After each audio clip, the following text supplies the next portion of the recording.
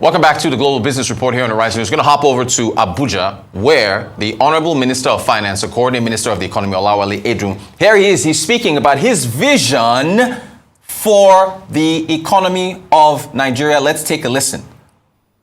First of all, let me say thank you very much for coming to this briefing. It's a briefing of President, to give you elements of President Bola Ahmed Tinubu's vision, program, and his strategy for the economy, and his plan to give a better economy, a better life to Nigerians. I will briefly talk about where we are, and then Mr. President's vision of where we are going, a little bit about what has been done so far, and then the future actions that are going to be taken to achieve a rapidly growing economy and reduction in poverty. I think, as we all know, we are not where we should be. The economy is barely growing above the rate of population growth. But it was not always so. And I think in trying to see the way forward, if we look back, if we now have a situation of slow growth, double-digit inflation, weak depreciating exchange rate, as well as security concerns, that is resulting in an economy that is not growing, that is not lifting our Nigerians out of poverty. If we think back to when was the last time when the economy was stable, when it was growing, when inflation was low, when the exchange rate was stable, and when interest rates were affordable? That period was about a decade ago. Growth was above 6% around 2013, 2014. And it was because from around 2010, there was a commodity boom worldwide. Oil prices were high, volumes were high. Nigeria earned, and the government earned into its coffers, over $80 billion per annum, compared to a figure now of around $25 billion. So you can see the difference. And what that points to is that there was a time when government had enough foreign exchange, it had enough Naira revenue to meet its obligations and to provide the funding for growth of the economy. It had enough foreign exchange such that when people came in to invest and they needed to import raw materials, to import machinery, government could provide the wherewithal. And so what that points to is that we have a situation where if government doesn't have the money, it needs to facilitate and allow private funding, other sources of funding, such as foreign direct investment, domestic investment by Nigerians in all areas. And we saw some of that in Lagos when Mr. President was governor of Lagos.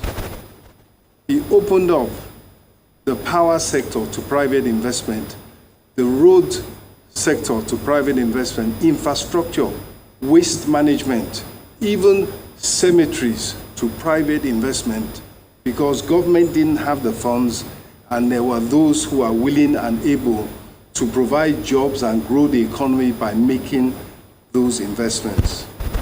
So that is a pointer to the fundamentals of the president's strategy, private investment, and worldwide, there are huge flows of foreign direct investment once you give investors the right conditions. Specifically, where are we headed under President Bola Ahmed Tinubu? He has pointed out in 8 priority areas where he's going to take Nigeria. And his key priorities are to improve the lives of Nigerians by providing food security, by ending poverty. His plan for the economy is economic growth, job creation, access to capital, particularly consumer credit that makes goods affordable to the average Nigerian. And is concerned about utilizing our human resources, our vast, capable human resources, by focusing on inclusivity, women, youth, making all have the opportunity to come to the table and contribute to the growth of the economy and society. And likewise, by focusing on security, by focusing on rule of law and anti-corruption, he intends to create a fairer, a safer playing field for all. Now, for the team that he has put together, he's going to have specific targets, objective measures of performance so that Nigerians can see the targets he set and measure him and the team against them. So, in the area of inclusivity, we will measure literacy rates, measure out-of-school children, and see how successful the trend in increasing literacy, in reducing out-of-school children is, and so on and so forth. Measures will be put in place for security, for rule of law, anti-corruption, and likewise, for the other metrics, there will be measures that allow Nigerians to check how well the administration is doing. In terms of how to get to where Mr. President is going to take us, the key is to increase revenues so that government has enough funding to carry out its obligations and to stabilize the economy as a whole. On the one hand, it is by increasing tax revenue, not by increasing taxes necessarily, but by bringing greater efficiency. We have with us the chairman of the Tax Reform Committee, and the aim is to bring greater efficiency, to cut leakages, and to maximize the legitimate revenue that should come to government. Likewise, in order to gain and build public trust, there will be emphasis on efficiency in government expenditure, and similarly, effective debt management, so that borrowing has linked to it the return on investment. You borrow and you will see the cash flow that will repay that borrowing. Overall, I would say Mr. President is going to deliver a better life to Nigerians by encouraging investment that increases productivity, that grows the economy, and thereby creates jobs and reduces poverty. Thank you very much. We can do better. We can do better. We can do better.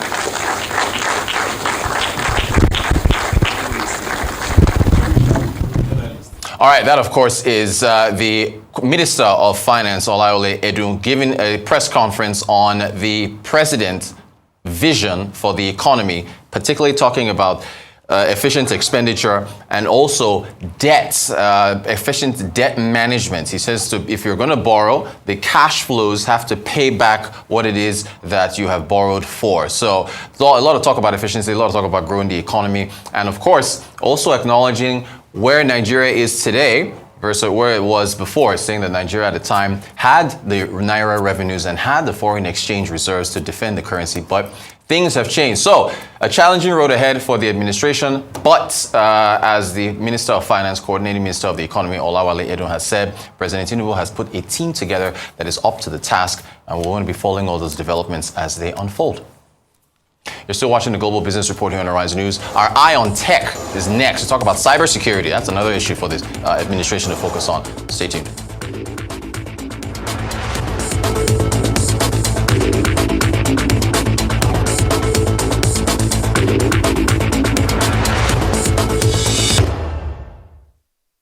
All right, it is a Global Business Report here on Arise News. We are still live in Abuja. The press is asking questions, and they have a number of questions for the Minister of Finance and Coordinating Minister of the Economy, Wale Edun, on the direction of the Tinubu administration on the Nigerian economy. So we will, of course, be listening in to those questions and have his answers live. Thank you very much for those questions. The Nation, one-on-one meeting with the finance correspondents, certainly. The source of the 5 billion naira released to states, I think that also was brought up by Tribune. I would like to first of all say the major reforms that have been implemented as the initial package of measures to correct the errors of the past and to set the economy on a stable macroeconomic footing so that investment can come in. Meaning that in order to start bringing down inflation, the exchange rate,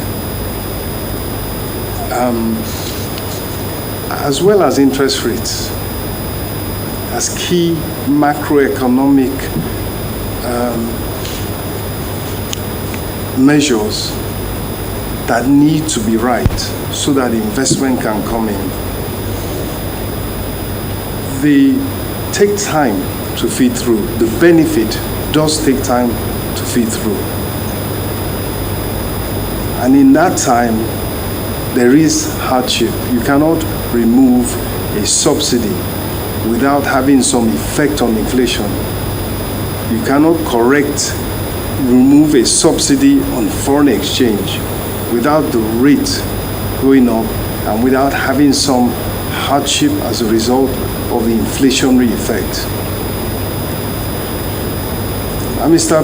President, while campaigning, he promised Nigerians that the poor, the vulnerable, would not be left. They would not be left to fend for themselves. And that is why he put in place an incentive or a intervention rather package that not only put fertilizer in the hands of the farmers and food, grains, rice on the tables of Nigerians. He also put in place a 500 billion naira intervention package to produce food, to support the move to mass transit CNG-fueled buses, to support small-scale industries, nano industries, the micro industries, I should call them, with grants, as well as cheap funding, low interest rate funding for medium-scale enterprises. So we put in place immediate relief as well as support to produce food and to produce goods and to bring down the cost of transportation. And that was in, excuse me, and that was in response with on the issue of the 5 billion, which is the question. It is a combination of grant from the federal government and borrowing by the states. And of course, although the sum of 5 billion is earmarked, you will agree with me that to release such funds across all the states all at once will be self-defeating, because it would lead to an inflationary spiral, it would lead to cost of the goods being sold going up, it would lead to the exchange rate moving. And so it is 2 billion naira that has been released as an initial intervention, and FCT will be included, is the information that I have. Leadership, you asked about the initiatives. I think one can only say that any initiative that is sustainable, that will stand the test of time and will achieve its goal, will be continued. In fact, it will be built on. Government is a continuum, and those efforts that are fit for purpose will be continued. The SEC, I can only say, you have mentioned certain happenings there of which I have no knowledge. I would have to go and look into it. What did I meet in the Ministry of Finance? I met an excellent team, hardworking, efficient, capable. What we met as a team was a challenging situation in managing the finances of Nigeria. But as a strong team, we have immediately set to work to come up with solutions. We're expected to come up with solutions rather than focus on them. And one of the biggest is liquidity, is funding. Until the benefits of removal of subsidy feed through, and until NNPC's revenue from oil production going up feeds through, there is a challenge to balance the books, particularly in terms of foreign exchange. But what we can say is that really there is quite substantial sources of foreign exchange in Nigeria. There is a lot of cash outside the system, which if brought into the system, increases the money supply of dollars, increases the reserves. And so thought is being given to that. There are funds in domiciliary accounts, which if you give people the incentive, they will utilize those for investment in Nigeria.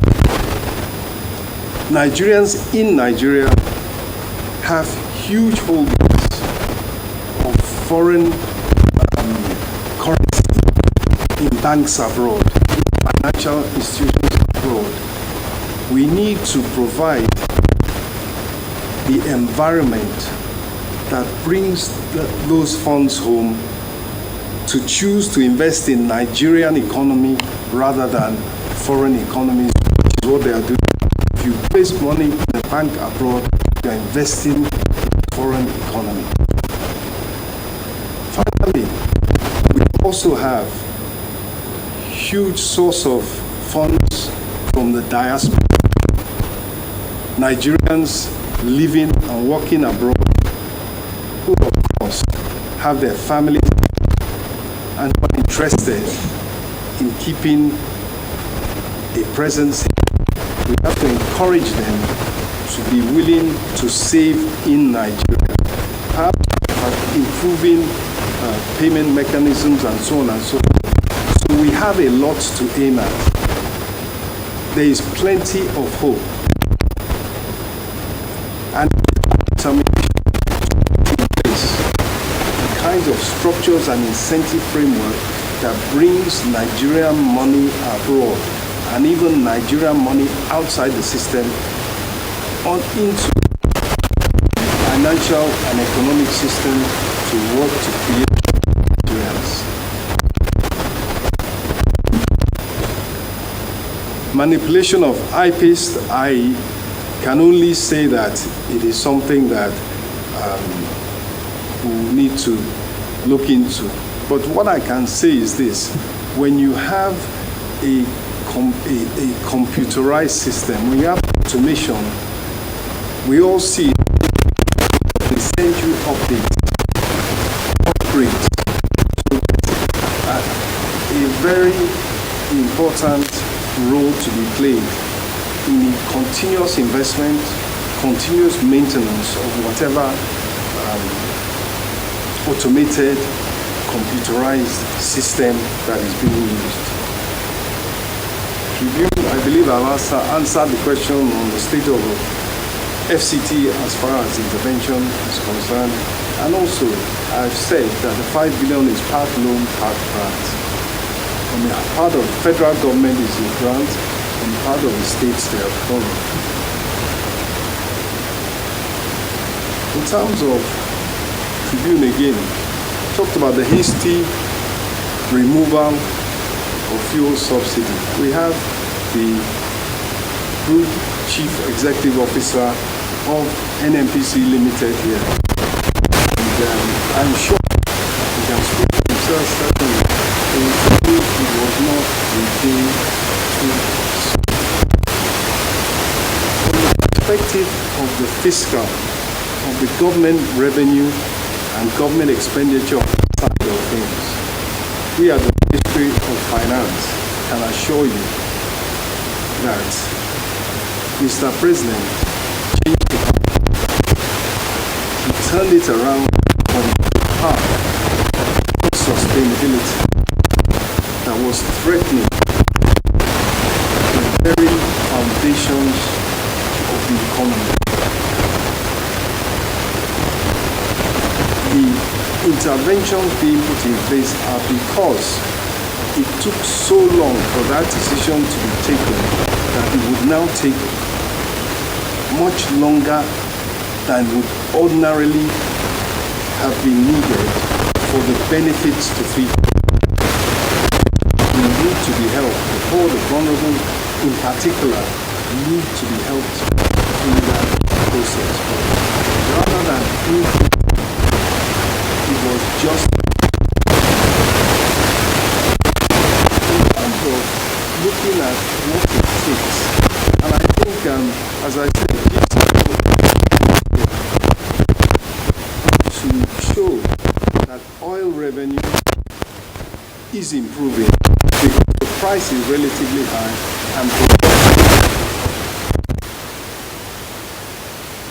and so in the meantime, the responsibility Mr. President that took that decision is to help people through it. But it's also, we are in a federation, and he's a Democrat.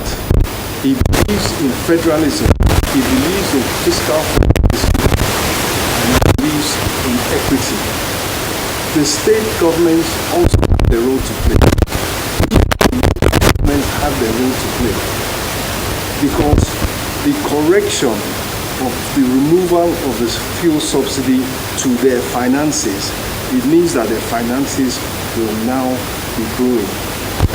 Because oil revenue goes to the federation account, it's shared at federal, state, and local government. The benefit will go through the system, and everybody has a responsibility. May I also add that the wealthy, the better off, also those less well off through this period. TBC News, you asked about stabilizing foreign exchange liquidity.